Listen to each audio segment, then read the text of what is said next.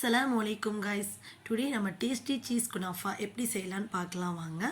அதுக்கு தேவையான பொருள் சேமியா, milk, custard syrup, sugar, cheese, butter. Then ஒரு ஜாரில் கொஞ்சமாக பாதாம், முந்திரி ரெண்டையும் பவுடர் பண்ணி எடுத்து வச்சுக்கோங்க. ஃபஸ்ட்டு நம்ம சேமியாவை குட்டி குட்டியாக நல்லா சின்ன சின்னதாக நொறுக்கி எடுத்துக்கோங்க. தென் நம்ம ஸ்டவ் ஆன் பண்ணி பேன் வச்சு அதில் பட்டர் ஊற்றுங்க. பட்டர் நல்லா உருகிடும் இல்லையா, அதுக்கப்புறமா சேமியாவை அதில் போட்டு நல்லா வதக்குங்க. சேமியாவும் பட்டரும் சேர்ந்து ஒரு நல்ல ஒரு ஸ்மெல் கிடைக்கும். அதுக்கப்புறம் அதை இன்னொரு பாத்திரத்தில் சேஞ்ச் பண்ணிவிடுங்க. நெக்ஸ்ட்டு பேன் வச்சு அதில் கொஞ்சம் மில்க் ஆட் பண்ணுங்கள். மில்க் கொஞ்சம் கொதிச்சு வரும் இல்லையா, அந்த டைமில் ஸ்டவ்வை சிம்மில் வச்சுட்டு கொஞ்சமாக சுகரும் கொஞ்சமாக கஸ்டர்ட் சிரப்பும் ஆட் பண்ணுங்கள்.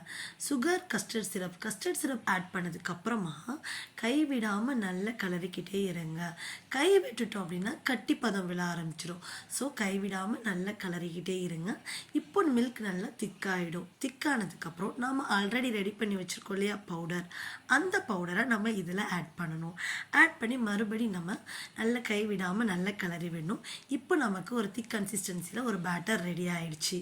இப்போ நம்ம என்ன பண்ண போகிறோம்னா, ஃபர்ஸ்ட் ஆல்ரெடி ரெடி பண்ணி வச்சுருக்க சேமியாவில் எக்ஸ்ட்ரா கொஞ்சம் பட்டர் போட்டு நல்லா கைவிட்டு பசைஞ்சு எடுங்க. எடுத்ததுக்கப்புறம் இப்போ நம்ம செட் பண்ண போகிறோம். நான் ஒரு தோசை தவா எடுத்துருக்கேன். அந்த தவாவில் ஃபஸ்ட்டு பட்டரை தேய்ச்சி விட்டுட்டு அதுக்கு மேலே சேமியாவை செட் பண்ணுறேன். நெக்ஸ்ட்டு நாம் ரெடி பண்ணி வச்சுருக்க கஸ்டர்ட் பேட்டரை அது மேலே ஊற்றுறேன். கொஞ்சமாக சீஸ் விடுறேன். அகெயின் மறுபடி நம்மளுடைய சேமியாவை அது மேலே வைக்கிறேன். வச்சுட்டு இப்போ நீட்டாக செட் பண்ணுறேன். நல்லா செட் பண்ணியாச்சு. இப்போ ஸ்டவ் ஆன் பண்ணி அந்த தோசை தவாவை அது மேலே வைக்கிறேன். ஒரு 2 or 3 minutes சிம்லே வைங்க. ஹையில் வச்சா கொஞ்சம் அடியில் கரிஞ்சிடும். ஸோ சிம்லே வைக்கணும். சிம்மில் வச்சதுக்கப்புறமா அதுக்கு ஏற்ற மாதிரி ஒரு பாத்திரத்தை வச்சு அது மேலே அழகாக அதை அப்படியே கவுத்தி எடுக்கணும்.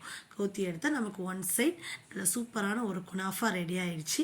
இப்போ நமக்கு அதர் சைடும் இதாகணும் இல்லையா, ஸோ நம்ம மறுபடி நம்ம பட்டர் கொஞ்சம் அதில் ஸ்ப்ரெட் பண்ணி விட்டுட்டு நம்ம அந்த குனாஃபாவை நீட்டாக ரீப்ளேஸ் பண்ணி இன்னொரு சைடு வேகிறதுக்காக வைக்கிறோம். அதே மாதிரி 2 or 3 minutes சிம்லே வைங்க. நெக்ஸ்ட்டு நம்ம அதுக்கேற்ற மாதிரி மறுபடியும் ஒரு பாத்திரம் வச்சு அந்த பாத்திரத்தில் நீட்டாக கவுத்தி எடுக்கணும். எடுத்தனா இன்னொரு சைடு குனாஃபா நமக்கு சூப்பராக ரெடி ஆகிடுச்சு. இப்போ நம்ம பிஸ்தா பவுடரை கொஞ்சமாக நம்ம அது மேலே தூற்றி விடுறோம். இப்போ நம்ம குனாஃபா ரெடி ஆகிட்டாங்க. நமக்கு சுகர் சிரப் வேணும் இல்லையா, ஸோ சுகர் சிரப்புக்காக கொஞ்சம் நம்ம சுகர் சிரப் ரெடி பண்ணுறோம். ரெடி பண்ணிவிட்டு அதில் ஒரு 2 tablespoon அந்த குனாஃபா மேலே நீட்டாக அப்படி ஊற்றிடுங்க. சரிங்களா, இப்போ நமக்கு சூப்பரான டேஸ்டியான சீஸ் குனாஃபா ரெடி ஆகிடுச்சு. இதை எங்கள் வீட்டு குட்டி சாப்பிட்டுட்டு என்ன ரிவ்யூ சொன்னாங்கன்னு பார்க்கலாம் வாங்க. இன்னைக்கு வந்து நம்ம குனாஃபா சாப்பிட போறோம். பாப்போமா? அம்மா சூப்பர். ஹாய் गाइस, இப்போ குல்வா சாப்பிடுறோம். சாப்பிடலாம். நம்ம டேஸ்ட்